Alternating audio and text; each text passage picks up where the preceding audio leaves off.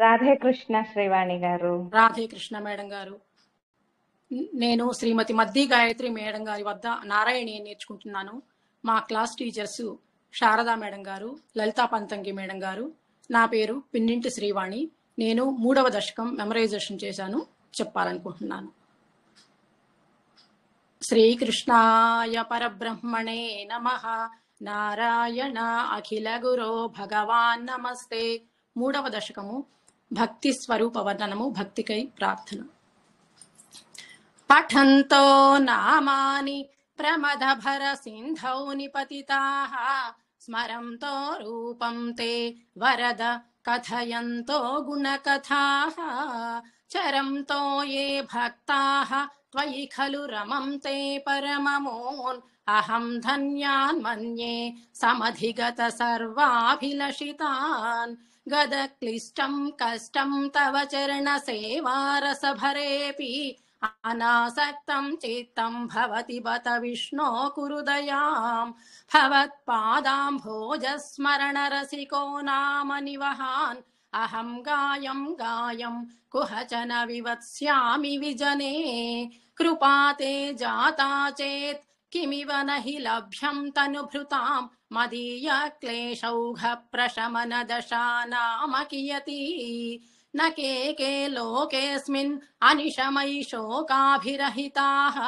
भवद्भक्ता मुक्ताः सुखगतिमसक्ता विदधते मुनिप्रौढारूढाः जगति खलु गूढात्मगतयो भवत्पादाम्भोजस्मरणविरुजो नारदमुखाः चरन्तीश स्वैरं सतत परिनिर्भात परचित् सदानन्दाद्वैत प्रसर परिमग्ना किमपरम् भवद्भक्तिस्पीता भवतु मम सैव प्रशमयेत् अशेष क्लेशौघं न खलु हृदि सन्देहकणिका न चेद्व्यासस्योक्तिः तव च वचनं नैगमवचो भवेन्मिथ्या रध्या पुरुषवचन प्रायमखिलम् भवद्भक्तिस्तावत् प्रमुख मधुरा त्वद्गुणरसात् किमप्यारूढा चेत् अखिल परिताप प्रशमनी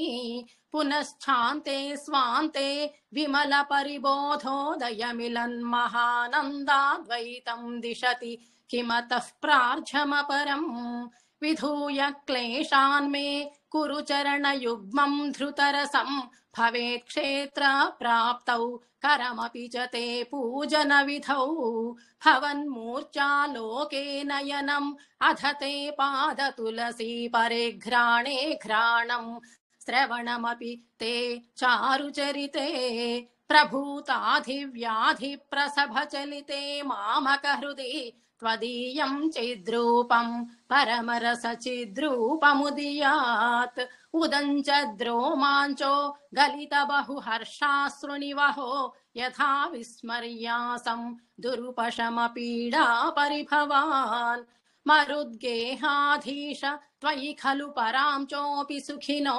भवत्स्नेही सोऽहं सुबहु परितप्ये च किमिदम् अकीर्तिस्ते मा भूत् वरद गद भारं प्रशमयन् भवद्भक्तो तंसं झटिति कुरु मां कंसदमना किमुक्तैर्भूयोभिः तव हि करुणा यावदुदीयात् अहं तावद्देव प्रहित विविधार्थ प्रलपितः पुरः क्लुप्ते पादे वरद तव नेष्यामि दिवसान् यथाशक्तिद्व्यक्तं नतिनुति निषेवा विरचयन् श्रीकृष्णाय परब्रह्मणे नमः नारायण अखिल गुरो भगवान् नमस्ते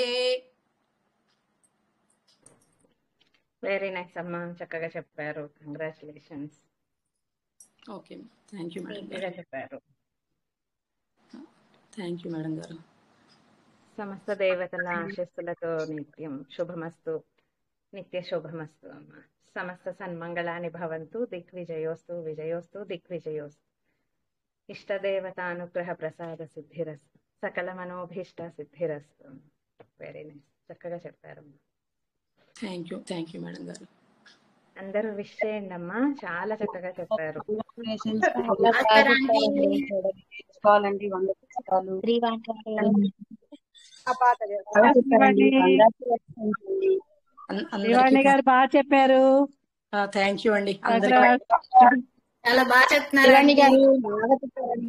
కంగ్రాట్స్. అందరికి థ్యాంక్స్ అండి. శ్రీవాణి గారు చాలా బాగా చెప్పారండి. థ్యాంక్స్. బాగా చెప్తున్నారు, ఒక్కొక్కటి రోజుకొకటి. కంగ్రాట్స్ అండి. Thank you. కోటి నోట్ చేసుకోండి, మీరు చెప్పినవన్నీ మర్చిపోగలరు. 10 కదండి నేను నేర్చుకుంది, 12 13 కదా. నేర్చేసుకోండి, ఆపద్దు, అలా వెళ్ళిపోవాలి. అలా అయిపోతాయి. కంటిన్యూ అండి, ప్లీజ్ కంటిన్యూ. అదే నేను అంటున్నా. ఇవి చెప్పడం అయిపోయిన తర్వాత అప్పుడు మేడం గారు ఇవన్నీ చెప్పాలి కదా. బాగుంది, చాలా బాగా చెప్పారు. 24, 25, 34, 35, 26, 28 అవి కూడా నేర్చుకోండి, ముఖ్యమైనది. 25 మేడం గారు. 25 అయిపోయింది. అవునవును చెప్పాను. 24 కూడా నేర్చుకోండి, జంట దశకాలు కూడా 24, తర్వాత 34, 35, 26, 20 ముఖ్యమైన నేర్చుకున్నాక మిగిలిన లాంగ్వేజ్ అయిపోతుంది. ఇవి అయిపోయిన తర్వాత మేడం గారు చెప్పాలి కదా. థ్యాంక్ యూ మేడం గారు, అందరికీ ధన్యవాదాలు. ఆపేస్తున్నాను మేడం గారు.